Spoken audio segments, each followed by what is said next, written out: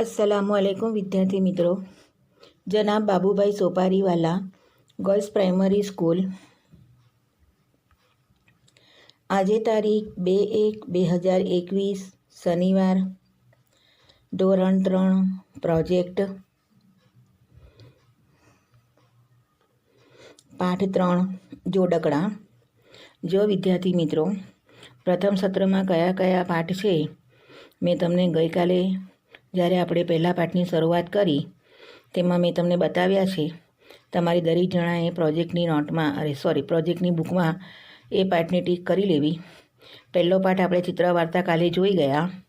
આજે આપણે પાઠ 3 જોડકણા જોઈશું અને એ જોડકણા તમારા પ્રોજેક્ટ બુકની અંદર પાના નંબર 5 પર છે અને તમારા પ્રોજેક્ટ બુકની અંદર વચ્ચેના ભાગમાં એ જોડકણાને અનુરૂપ ચિત્ર આપેલા છે। એ જોડકણા મુજબ તમારે ચિત્ર ચોંટાડવાના રહેશે। હું તમને અહીં ચિત્ર કયા જોડકણા સાથે કયું ચિત્ર ચોંટાડવાનું છે તે હું તમને આગળ સમજાવું છું, બરાબર? ચલો, અહીં છે જોડકણા વાંચો અને ચિત્ર ચોંટાડો, બરાબર?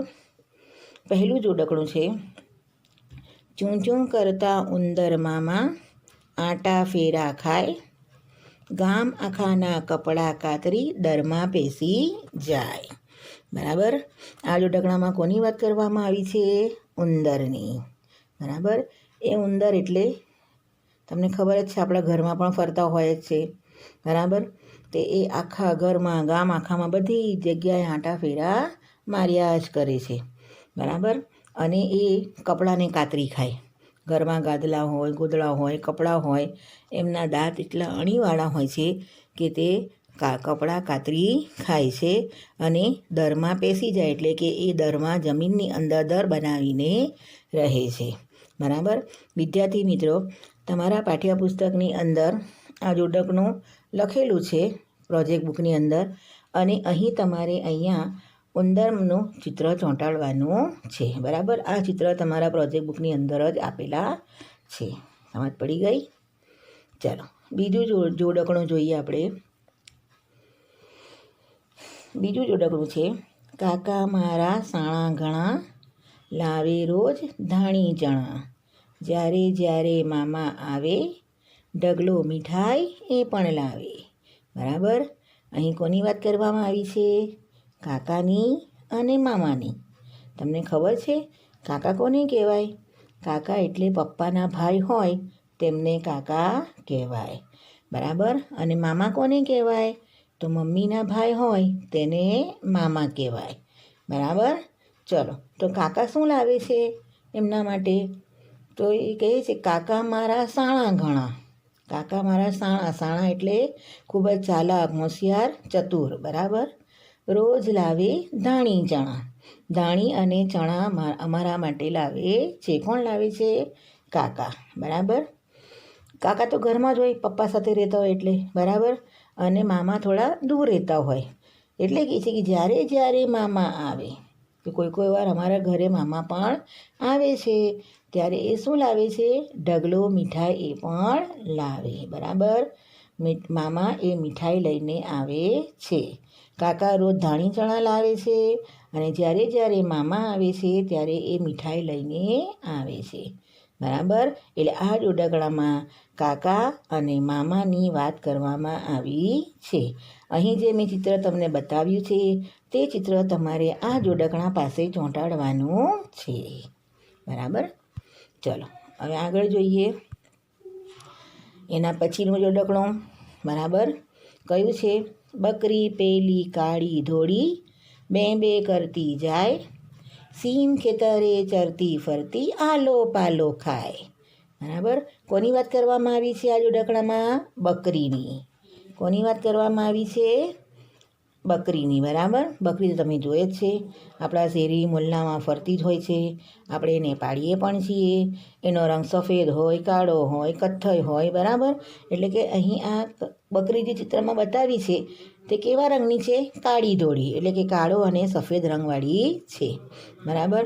અને બકરીનો અવાજ કેવો હોય? બે બે કરતી હોય, બરાબર ને? બે બે કરતી જાય। સીમ ખેતરે ચરતી ફરતી, ખેતરમાં ફરે, જંગલમાં ફરે, સીમમાં ફરે, બરાબર. કારણ કે એ ઘાસ પાંદડા વનસ્પતિ ખાય છે એટલે ચારો ચણવા માટે તે સીમ ખેતરે ફરતી ફરતી જાય છે અને આલો પાલો ખાય. આલો પાલો ખાય એટલે કે ઘાસ ચારો એ ખાય છે. ચરતી ફરતી જાય છે, જ્યાં એને ઘાસ પાંદડા મળે, ઘાસ મળે, વનસ્પતિ મળે ત્યાં એ ખાઈ લે, બરાબર. એટલે આ જોડકણામાં બકરીની વાત કરવામાં આવી છે. તમારે અહીં બકરીનું ચિત્ર ચોંટાડવાનું. ચાલો હવે આગળ નવું જોડકણું જોઈએ. કયું છે? સસલાભાઈ તો બીકણ ભારે, કાતરી ખાતા પાન, ઉંદરભાઈના મામા એ તો લાંબા લાંબા કાન. જો વિદ્યાર્થી મિત્રો, આ જોડકણામાં કોની વાત કરવામાં આવી છે? સસલાભાઈની. સસલું તમે જોયું છે? સરસ મજાનું નાજુક નમણું સફેદ રંગનું હોય છે, બરાબર. પરંતુ એટલું બીકણ હોય એટલે કે એકદમ ગભરું હોય છે. જરીક પણ કંઈ ખખડાટ થાય, અવાજ થાય એટલે તરત જ એ ભાગી જાય, દબાઈ જાય, ખૂણામાં સંતાઈ જાય, બરાબર. તે શું કરે છે? કાતરી ખાતા પાન, એ પણ શાકાહારી છે પ્રાણી. એ પણ પોતાના ખોરાકમાં ઘાસ પાંદડા ખાય છે. તો એ પોતાના નાના નાના મોં વડે, નાના નાના દાંત વડે પાનને કાતરી કાતરીને એ ખાય છે. ઉંદરભાઈના મામા એ તો, કોના મામા બનાવી દીધા? ઉંદરભાઈના. કારણ કે ઉંદરભાઈ જેવા જ એ દેખાવમાં હોય છે. એ ઉંદરભાઈ જેવું જ એ નાનું હોય છે ઉંદર, અને આ મોટા હોય છે. એટલે ઉંદરભાઈના મામા એ તો, અને એના કાન કેવા હોય છે? લાંબા લાંબા કાન. મોઢું એ નાનકડું હોય પરંતુ એમના કાન લાંબા લાંબા હોય છે. એટલે આ જોડકણામાં સસલાભાઈની વાત કરવામાં આવી છે. વિદ્યાર્થી મિત્રો, અહીં તમારે ચિત્રમાં બતાવ્યું છે એ પ્રમાણે સસલાનું ચિત્ર ચોંટાડવાનું રહેશે. ઓકે, ચલો આગળ જોઈએ. ચલો અહીં શું આપેલું છે?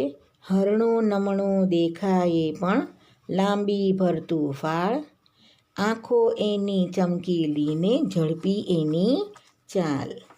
આ જોડકણામાં કોની વાત કરવામાં આવી છે? હરણની. હરણ એ જંગલમાં જોવા મળે છે. એ ખૂબ જ ઝડપથી દોડતું હોય છે. લાંબી લાંબી ફાળ ભરતું ખૂબ જ ઝડપથી એ દોડે છે. એના શરીરે સરસ મજાના ટપકા હોય છે અને તેના કારણે તે એકદમ નમણું એટલે નાજુક દેખાય છે. લાંબી ભરતું ફાળ એટલે કે જ્યારે એ દોડે છે તો લાંબા લાંબા પગલાં ભરીને, ડગલા ભરીને, ફાળ ભરીને એ દોડે છે. એની આંખો કેવી હોય છે? એકદમ ચમકીલી. જરીક પણ ખખડાટ થાય એટલે તરત તેના કાન ઊંચા થઈ જાય ને આંખો આમ તેમ જોવા માંડે કે ક્યાંથી અવાજ આવે છે. આંખો એની ચમકીલી હોય છે અને તેની ચાલ કેવી હોય છે? એકદમ ખૂબ ઝડપી. ચાલે છે પણ ઝડપથી અને દોડે છે પણ ઝડપથી.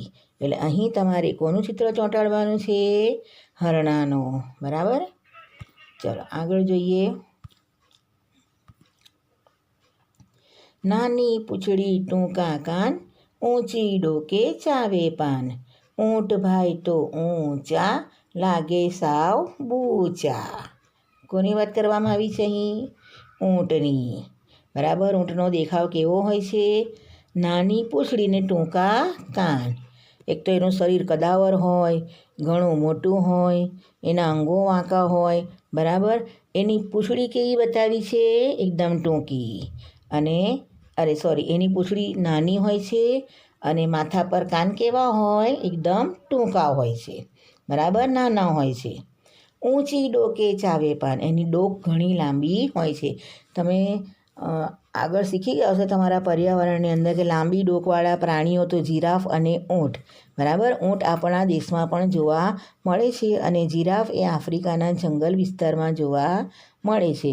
તો ઊંટની ડોક લાંબી હોય છે, તેથી તે ઝાડ પરથી ઉગેલા પાન ખાવા માંડે છે. એટલે ઊંચી ડોકે એ પાન ખાય છે.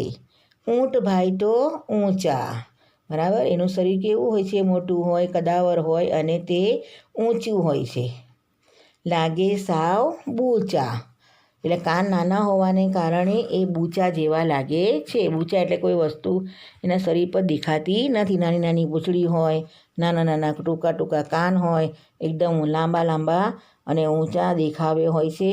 અને એ કેવા દેખાય છે? બૂચા જેવા દેખાય છે. એટલે વિદ્યાર્થી મિત્રો, અહીં તમારે ઊંટનું ચિત્ર ચોંટાડવાનું છે. સમજ પડી ગઈ? જુઓ વિદ્યાર્થી મિત્રો, અહીં મેં તમને જે જોડાકણા સમજાવ્યા એ જોડાકણામાં ફક્ત તમારે ચિત્ર જ ચોંટાડવાના છે. પ્રોજેક્ટની બુકમાં જોડાકણા તો તમને લખીને આપેલા જ છે. તમારે 100 પાનાની પ્રોજેક્ટની બુક પણ બનાવવાની છે, નોટ બનાવવાની છે અને તેમાં દરેક જણાએ આ જોડાકણા લખવાના છે. Thank you. વેલકમ.